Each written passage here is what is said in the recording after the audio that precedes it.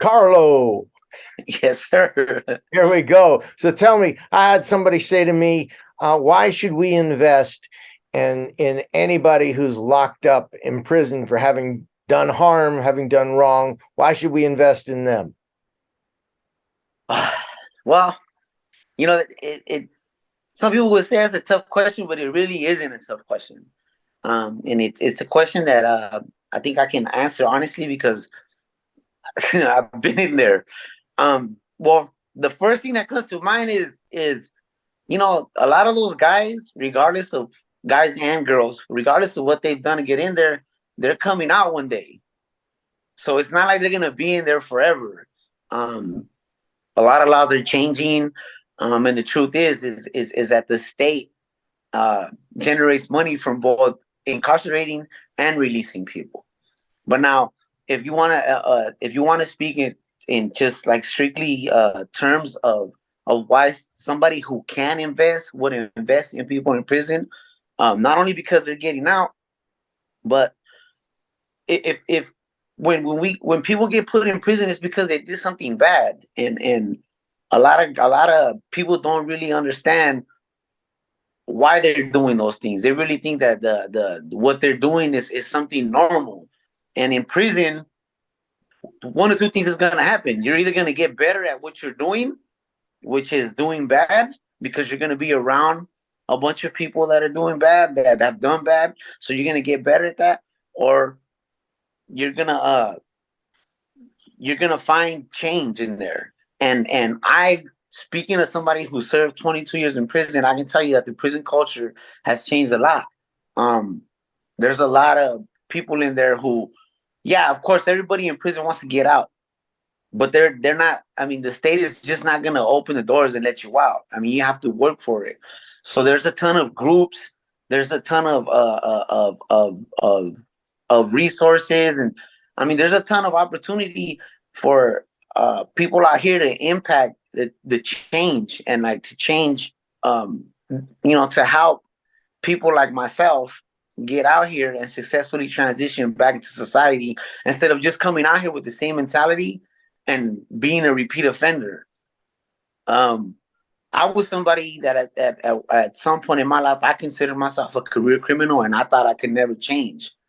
But that all changed when I went to Donovan State Prison, and I ran into a group of guys who all wanted the same things. We all wanted to change, and we were going to stop at nothing to earn our freedom. We weren't trying to manipulate the system. We weren't trying to get over. We really were trying to change our lives and come out here and be positive influences. And I always share this story because this is something that's near and dear to me. It was 25 guys, and out of those 25 guys, 23 of us are already back out in society, and we're successfully out here in society in careers. I know guys that are psychologists. I got a guy who's a warehouse manager. I'm a truck driver. I know several people that are union workers.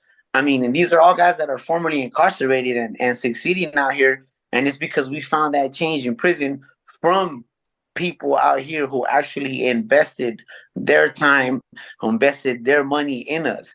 And I'm gonna tell you something, man. To me, that means more than anything in this world now, and it's because of what we were talking about earlier, having remorse, uh, um, and understanding, uh, love and respect. Like I said again, understanding what that means. If somebody gives me an opportunity today, I want to go. I want to go above and beyond, not to let this person down. Um, I can speak.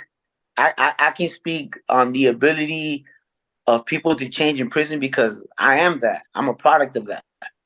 I was bad. I'm not gonna sit here and sugarcoat it.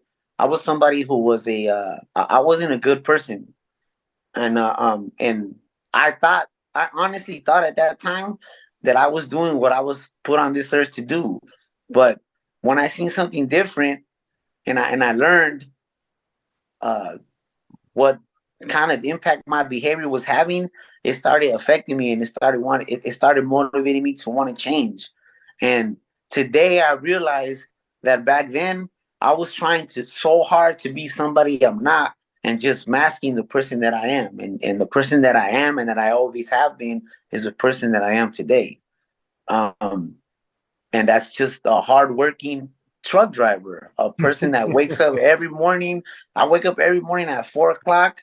I brush my teeth, I lace my boots, and I go to work. And I take pride in that. I earn my money by the sweat of my brow. Um, I and, bet and, you're and I paying take pride in taxes that. too. And I pay taxes, man. I That's a beautiful successfully thing. discharged. I successfully discharged from parole, and I shook my parole officer's hand after that. I can never imagine in my life to ever. I never imagined at that moment whatever would happen. I shook this guy's hand. He congratulated me, and the guy was like honestly proud of me, and he still calls me to this day. His name's P.O. Gonzalez. He still calls me to check up on me and see how I'm doing, and ask me if I can help some of his guys out. Like, just imagine that. Imagine how wonderful that is for me. I understand that out in society, there's a lot of people who are scared and are reluctant to want to help somebody in prison, and it's understandably so. But in prison, there's a lot of guys and women who are reluctant and scared to ask help to the same people in society for the same. And it could be for like the same reasons, just because there's no bridge. There's no bridge, eliminating that gap. And to me, it's just all communication. Both. I think that both groups can help each other heal. And I think that that's what's important. I think that that's what I do with my life today. In another life, I would never be sitting in the Zoom having a conversation with Mark Bahanian. And, because for one, I would feel like I wouldn't be worthy to be in your presence, and that's like a sad thing to say, but it's the truth. But today I understand where all that came from. And it's something that I don't believe. I love meeting new people now. I love sharing my story. I love talking about how I am once formerly incarcerated person who changed his life. And then I'm out here. I don't even want to call it proving people wrong. I just want to say, proving myself right. The opportunity to change, giving people second chances. I think that's what humanity is all about at the end of the day. Like, I mean, a lot of us that are God believers, and I don't want to get religious, but I've read the Bible several times, and one of the things that got me hooked on the Bible is that all the people that Jesus helped were like the worst of the worst. These weren't like stand-up people. These were like the worst of the worst. And he somehow helped them. He touched them, and then they did the most beautiful things. They did Jesus' best work. And now I'm not trying to compare myself to Jesus or God like or anything like that. But it's beautiful to me to be able to inspire somebody that once may have been a bad seed and is now motivated to do good, and then at the same time have somebody who once looked at a person like that and would have never looked twice or ran from them and now is running to them to aid them or become friends. Like, it doesn't get more powerful and more beautiful than that. And my life, the way I walk it today, that's what it is. I just want to be happy. I don't want to hurt anybody. I don't want to even hurt anybody's feelings. I want people to know me for who I really am and not for the person that I was pretending to be before. And mind you, 10 years ago, I never thought I'd be out again. I thought my life was going to end in prison.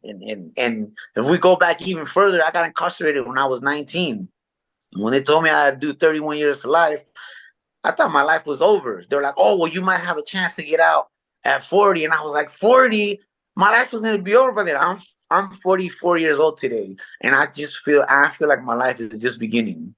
And the beautiful part of all that is that it's something that I earned. And I'm glad the state made me earn that, because it totally changed my life. And look at me now. I mean, yeah, I wish I had more money. Yeah, I wish I had a nicer car, all those things. But dude, at the end of the day, I wake up free every day. I get to go to work.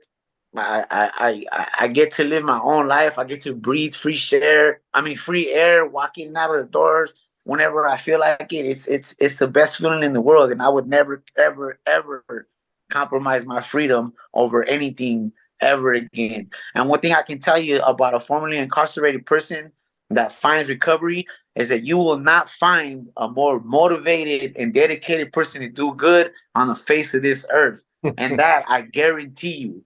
You bring a guy that's been incarcerated for 15 years plus, making 8 cents an hour in a state prison, bring him out here and tell him he's gonna make minimum wage, and you'll see the biggest smile you ever seen in your face, I mean in your life. But you tell a guy that has been out here his whole life, and hey, you're gonna do this job for minimum wage, he's gonna tell you, hell no. that's that's not to knock. That's not to knock. The people out here. Of course, I would never do that. But I'm just trying to prove a point. Like there is hope for people that are incarcerated, and a lot of guys and girls in there. All they want is opportunity, because a lot of us, our whole life, we never had anybody tell us that you're special. We never had anybody tell us that you're great. Everybody that we're growing up, our whole lives told us, dude, you can't go to college. College is for rich people. This and that is for white people. This and that's for, and it's something that you grow up with, and you really grow up believing that. And if somebody just comes into your life and tells you that you're special, they tell you that they love you for no other reason, just because you, it's life changing. And I honestly believe that I'm walking, living proof of that. I mean, I was in prison. I was in the worst prisons of the state of California. I was in Pelican Bay. I was in Salinas Valley. I was in San Quentin. I've been in SADF. I've been in all the level 4 yards you can think of. I walked on those yards. And look at me now. Even I can't believe that I was there. So, I mean, why would you invest in people in prison? Because we're people. We're people just like anybody else. And why would you want somebody to get out of prison and be angry? Wouldn't you want somebody to get out of prison and be motivated to want to do good? And that's the way that we break these cycles. If I'm a kid and I'm involved in gangs and I'm troubled, I'm involved in drugs, I'm not gonna listen to a person that's never seen gangs in his life, that's never done drugs in his life, that doesn't know anything about this lifestyle. I'm gonna be more in tune to want to listen to somebody who's lived that life.